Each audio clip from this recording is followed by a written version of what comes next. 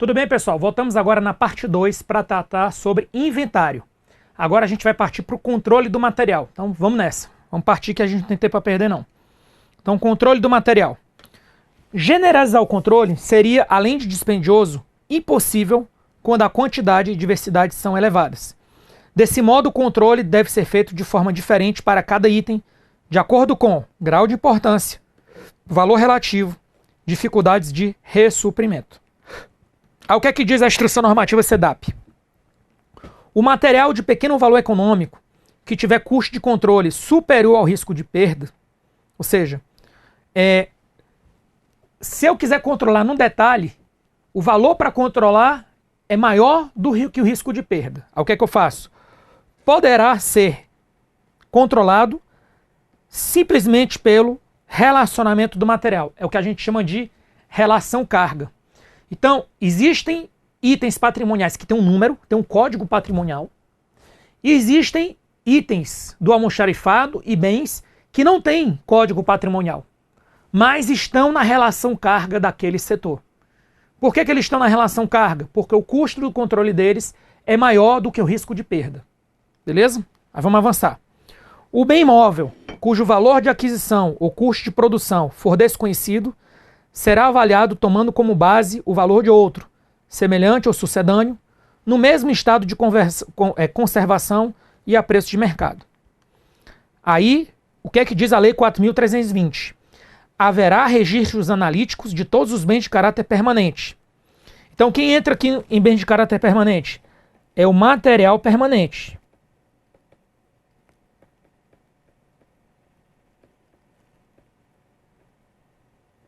Então, o que é que eu considero como registro analítico? Podem ser feitos de duas formas.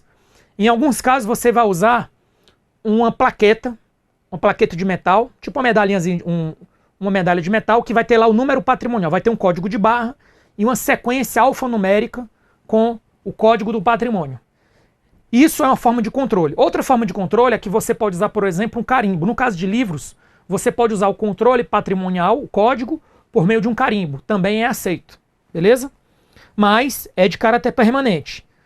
Com indicação dos elementos necessários para sua perfeita caracterização. Ou seja, quando eu coloco no código, aquele código, se eu digitar no sistema, eu consigo dizer exatamente qual é aquele objeto, cor, tamanho, valor, etc. Porque tem um código bem detalhado. Beleza? 95. A contabilidade manterá registro sintético dos bens móveis e imóveis. Beleza. Aí o que é que acontece? Existem bens móveis. E aí vamos deixar bem claro, ó, bens móveis. Bens móveis podem ser de consumo e podem ser permanentes. Então, para deixar claro, um equipamento, além da plaqueta, que é um controle analítico, também vai ter um controle sintético. Um material de expediente ou material de consumo não vai ter plaqueta, mas vai ter o controle sintético via relação carga. Beleza? É isso que está escrito aqui. O levantamento geral dos bens móveis e imóveis terá por base um inventário analítico de cada unidade administrativa e os elementos de escrituração sintética na contabilidade. Então, vamos lá. Todos os bens permanentes precisam de registro analítico. Acabei de falar isso. Todos os bens móveis, certo? Material de consumo, equipamento, material permanente sem moventes e imóveis precisam de registro analítico. O levantamento geral dos bens móveis e imóveis terá por base o inventário analítico da unidade administrativa e os elementos de escrituração sintética. No inventário analítico, que ele falou de inventário analítico agora há pouco, para a perfeita caracterização do material figurarão descrição padronizada, número do registro, valor, estado do bem, que é o BORAI, bom, ocioso, recuperável, antieconômico e recuperável, e outros elementos julgados necessários.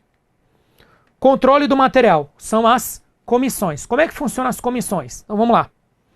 As comissões especiais de que trata a IN 205 de 88 deverão ser constituídas de, no mínimo, 3 servidores do órgão ou entidade e serão instituídas pelo diretor do Departamento de Administração ou unidade equivalente e, no caso de impedimento desse, pela autoridade administrativa a que ele tiver subordinado. O decreto 99658, por sua vez, estabelece que as avaliações classificação e formação de lotes previsto no decreto, bem assim os demais procedimentos que integram um processo de alienação de material, serão efetuados por comissão especial, instituída por autoridade competente, composta no mínimo por 3 servidores integrantes do órgão ou entidade interessados. Próximo. Questões. As comissões especiais de que trata a Instrução Normativa SEDAP deverão ser constituídas no mínimo por 3 servidores. Verdadeiro. Serão instituídos pelo diretor do Departamento de Administração ou unidade equivalente. Verdadeiro. E no caso de impedimento desse diretor, pela autoridade administrativa a que ele estiver subordinado. Verdadeiro. Tudo certo. Tem que ir sem problema. Próximo. Segundo a Lei 4.320, julgue os itens seguintes. Os elementos necessários para a perfeita caracterização de cada um dos bens de caráter permanente devem ser indicados. Verdadeiro. Sabe por quê? Porque os bens de caráter permanente, eles são analíticos, o registro. Registros analíticos.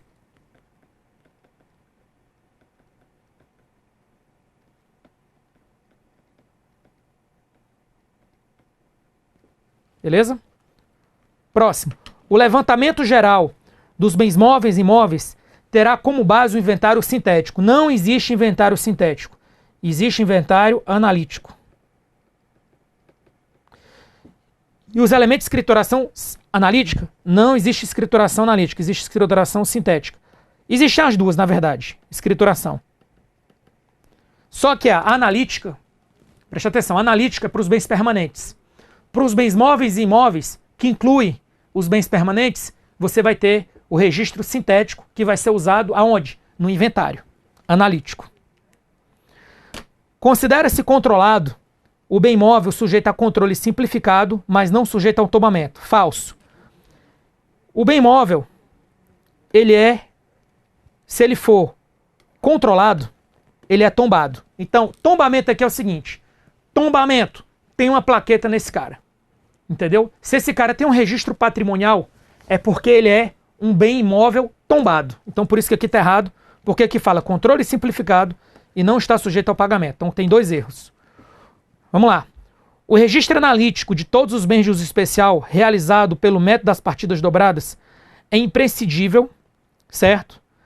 Para o levantamento do inventário de unidade gestora. Então, ele falou que é o seguinte, ó, bens de uso especial. Os bens de uso especial, eles são o quê? Eles são bens permanentes.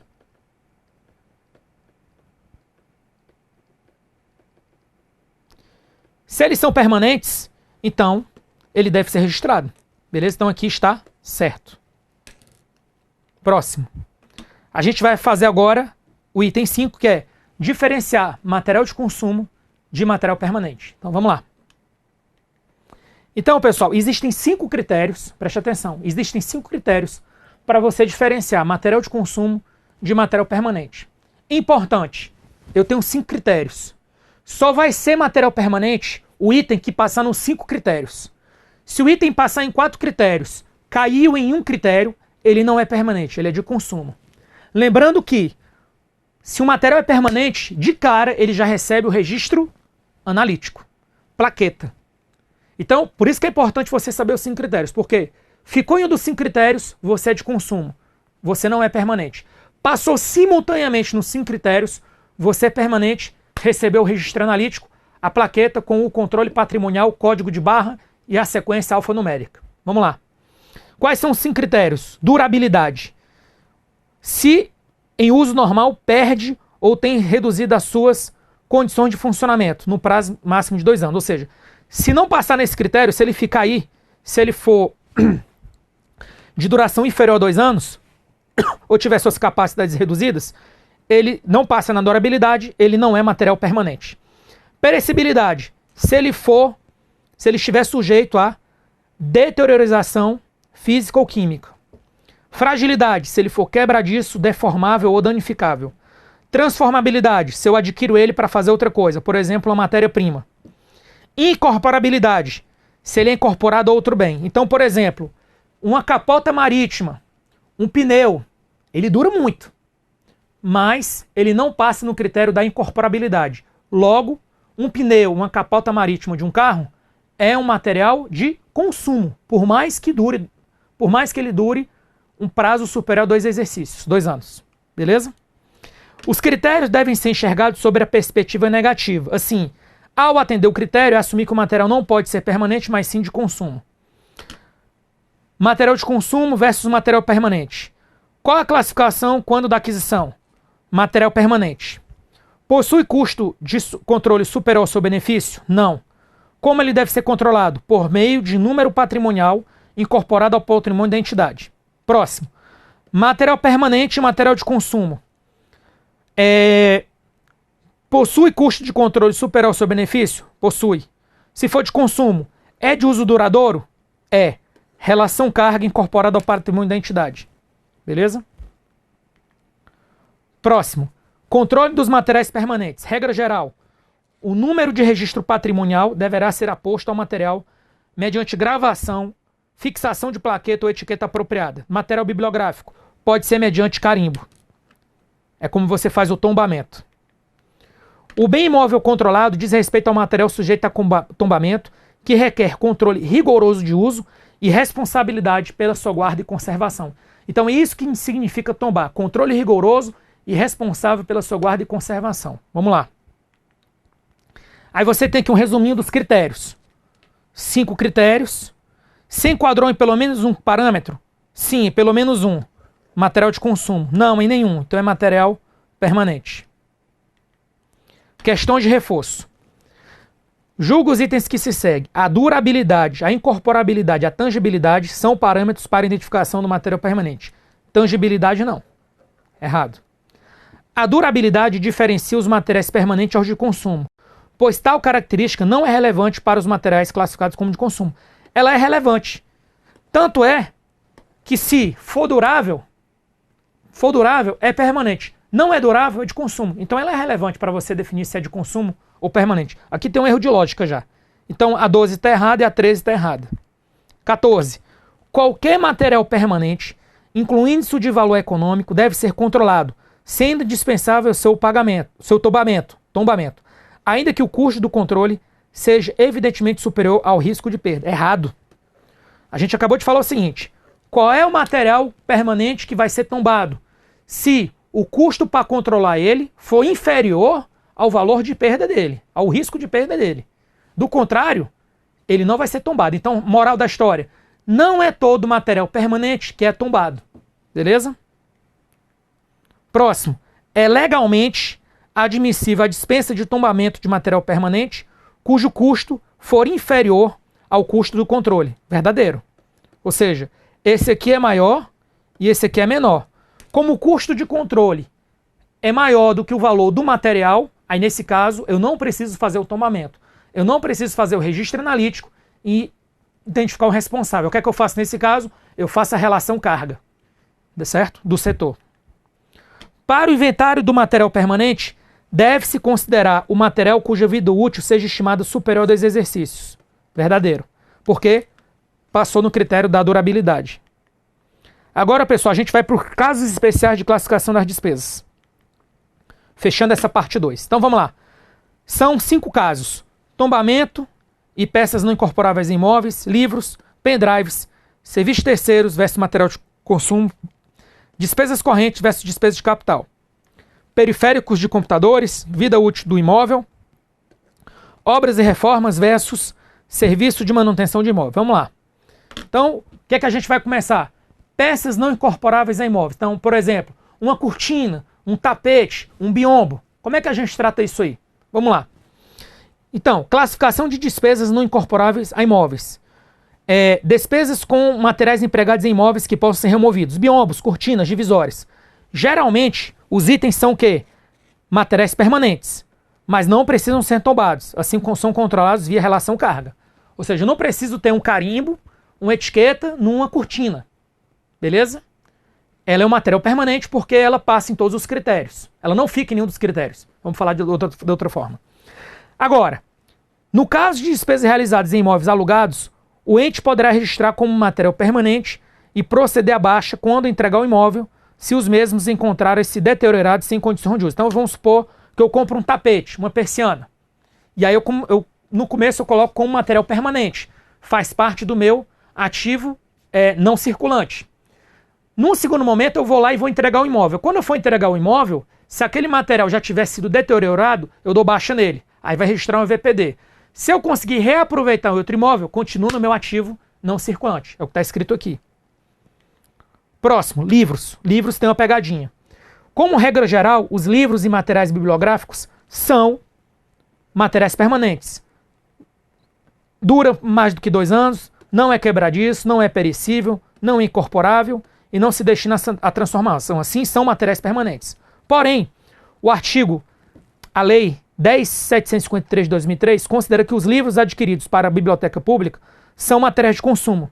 Dessa forma, as bibliotecas públicas devem efetuar o controle patrimonial de seus livros adquiridos como material de consumo de modo simplificado, não precisando do registro patrimonial. Ou seja, no caso das bibliotecas públicas, você não precisa do carimbo com o código de barra e com a numeração alfanumérica. Não precisa. Até porque carimbo não vai ter código de barra. Mas você não precisa de uma etiqueta com código de barra nos livros de bibliotecas públicas. Se for um livro de uma biblioteca do órgão que não é pública, aí é material permanente, tem que ter o controle total analítico daquele bem. É um bem permanente, é um bem material permanente, tombado, tem que ter responsável, beleza? Mas se for uma biblioteca pública, aí é outra história. Aí você vai considerar material de consumo e vai controlar via relação carga. Tokens. A classificação de despesa com pendrives, canetas óticas e tokens similares, como é que a gente classifica? Será classificado como material de consumo. Os bens serão controlados como materiais de uso duradouro, por simples relação carga, ou seja, como o token é quebradiço, ele não é material permanente, mas ele é um material que pode durar mais de 2 anos se ele for bem cuidado. Ele não é quebradiço, não é perecível, não é material permanente, é material de consumo, mas por ter uma durabilidade maior, ele é controlado via relação carga. Continuando. Serviço de terceiros versus material de consumo.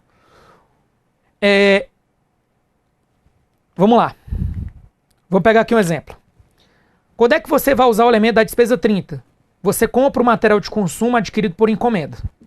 Quando é que você usa o material permanente? Você compra o material permanente adquirido por encomenda.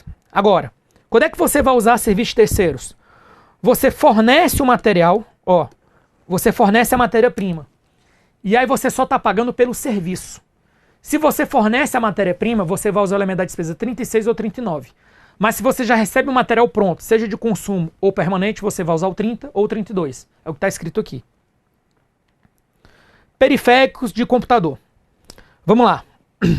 Se você troca uma placa de memória por uma de maior capacidade, o que é que acontece? Continua sendo material de consumo. Por quê? Porque uma placa de computador, ela não passa no critério da incorporabilidade. Na verdade, ela fica no critério da incorporabilidade. Ela só funciona se ela estiver atrelada a um computador. Então, nesse caso, qualquer placa, qualquer periférico de computador é material de consumo. Só que tem um detalhe.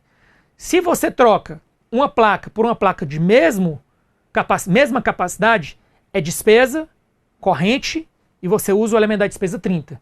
Se você troca uma placa por uma de capacidade maior, é despesa com investimento e você usa o elemento da despesa 30. Esse aqui é um exemplo bom para você saber que dentro de investimento, despesa de capital e investimento, você pode ter ali dentro o elemento da despesa 30. Isso aqui é usado para esse tipo de questão.